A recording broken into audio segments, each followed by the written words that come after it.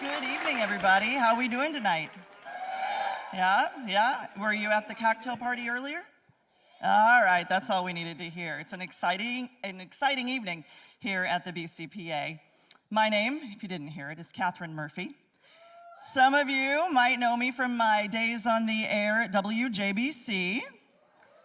Some of you might know me as the Communications and External Affairs Manager for the City of Bloomington, COB. Listen, we're working on the streets, I promise. Some of you don't know who the hell I am, and that's okay. We'll get to know each other before the evening is over. I'm really kind of serving as your guide tonight as we go on this amazing journey with all of the women that are about to share themselves. 9 incredible women are about to take giant leaps out of their comfort zone. And they're going to give you a look at their journeys. I'm using my big girl broadcasting voice this evening because this situation really does call for it. If we were in another part of the country, you might be getting a different version of me, or at least my accent. I was born in Charleston, West Virginia, where I lived until I was 4 years old. I was born a broadcaster, so I started speaking at a pretty young age. Much to my mother's chagrin, if you've never heard a 4-year-old with a West Virginia accent, it goes a little something like this. Oh, it's something. My father worked for Union Carbide, so I was a chemical engineer brat, which is like an Army brat without the discipline. So we moved every 4 years growing up. From West Virginia, we went to the south suburbs of Chicago. We were there just long enough to get the West Virginia out of my sinus cavities, and the next great adventure took us to Blytheville, Arkansas. From 4th grade to 8th grade, I blossomed into a true Southern belle. Tea parties, cotillions, Friday night at the club, ooh, we did it all. But you know what happened in 1981? Yep, Daddy said it was time to move again. Where in the world are we going now? Well, we headed back north, this time to the western suburbs of the Windy City. Now, 8th grade in Arkansas, a lot different than 8th grade in Downers Grove, Illinois.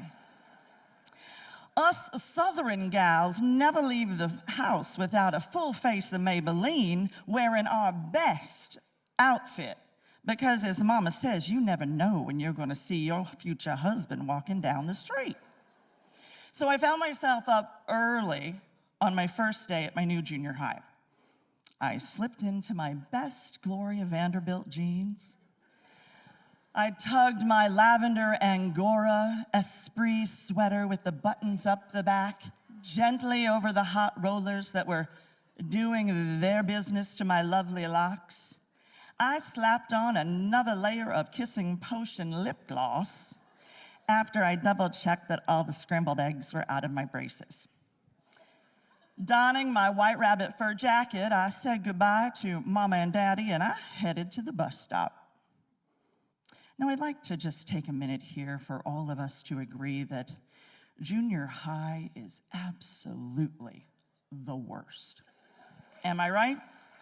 I mean, the birthplace for bullies and the endless valley of anxiety. I can't believe we made it through that. Okay, back to me. My stomach was doing cartwheels as I saw the school bus approaching. It's time to turn on the charm, Miss Katherine. You got this. I climbed up on that school bus, wandering down the aisles, scanning every high back seat and every prepubescent face that was staring back at me. Unpopped pimple there, little peach fuzz there. Short ones, tall ones. Oh, he might have taken a shower before he put on that Pac-Man t-shirt. Not sure. Whisper, whisper, whisper. Now, given my morning beauty routine, I was sure they were trying to figure out if they had caught me on the cover of 17 magazine. But looking back now, given the white rabbit jacket and the amount of makeup I was wearing, they were probably thinking, who's the whore? What is she wearing? Is that fur? Finally, one bold voice spoke up from the back of the bus. Hey, new girl, what's your name? Well, turning around boldly, I said, Katherine. What? Apparently, northern boys have a hard time hearing. So I said a little louder, Katherine. What kind of name is Katherine? Did you really say Katherine? Well, my face was turning red underneath all that liquid foundation, but I wasn't going to let them know that it bothered me. When one girl, Becky, in what I think now was probably an attempt to make things better, exclaimed, well, we'll just call you Pee-Pee.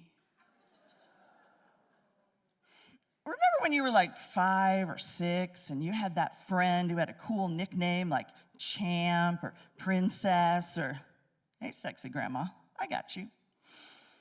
Let me tell you, Pee-Pee, never on my list, never.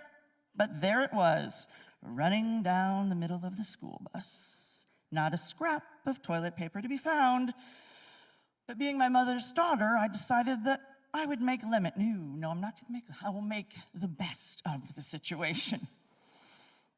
I laughed out loud at these horrid humans and said, oh my God, that's hilarious. All the while, wishing I could wake up back with my own kind, deep in the South.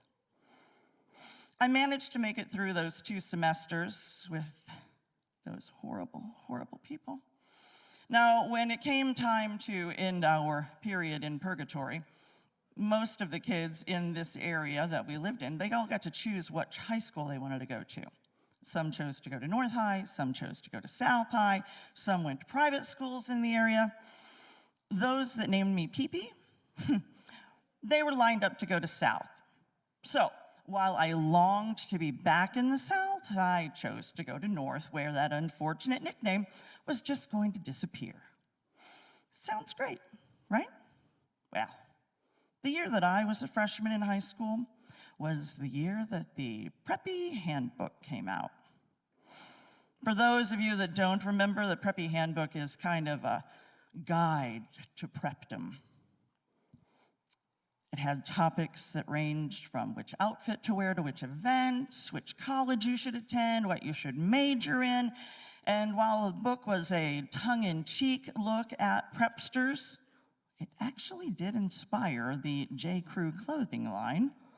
And it helped LL Bean go from being my grandfather's favorite place for a flannel robe to my favorite place for a pair of boat mocks and a poppin' polo. Now, while extolling all things pink and green, it also talked about the importance of a nickname. The handbook said that a nickname is a gift, whether given deliberately by a family member or unintentionally by a peer. The book says a nickname is tangible proof that you are somebody. Well, I spent 2 semesters being called Pee-Pee. What could be worse? Turn to page 19 to my freshman year Bible. Right there it is, number 7. The book lists the permutation of the name Katherine, my new moniker, Kiki. From Pee-Pee to Kiki. What the hell was I thinking? Well, Kiki hung around for a little bit. Kilts, 3-button monogram purses. Ooh, I could rock a ribbon-wrapped headband. But through it all, the P and the key, none of those names really defined me. I mean, I did work hard to make people happy, and if that meant nicknaming me another word for cerebrospinal fluid, yeah, so be it. What it really comes down to is that neither of those names, or any of the other amazing things that I've been called along the way, have ever defined me. Life isn't easy. If somebody told you it was, they lied. But the old adage, sticks and stones will break my bones, but names will never hurt me, that part's true. I moved every 4 years of my life growing up. I went on to a career that saw me lose just as many jobs as I won. I got married. I had 2 incredible kids. I got divorced. I stayed friends with my ex-husband. How about that?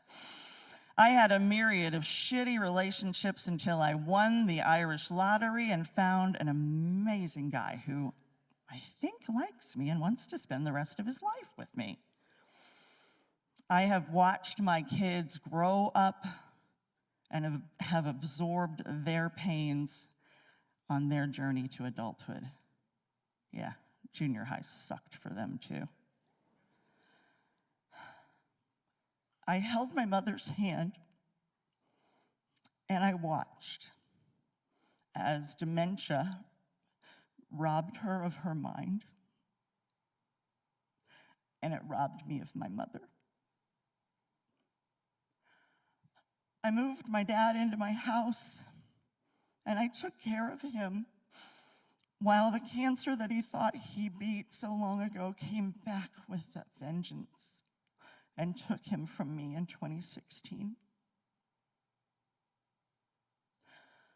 Seems like a lot of bad, but there was so much more good. It's my life. I wouldn't want it any other way.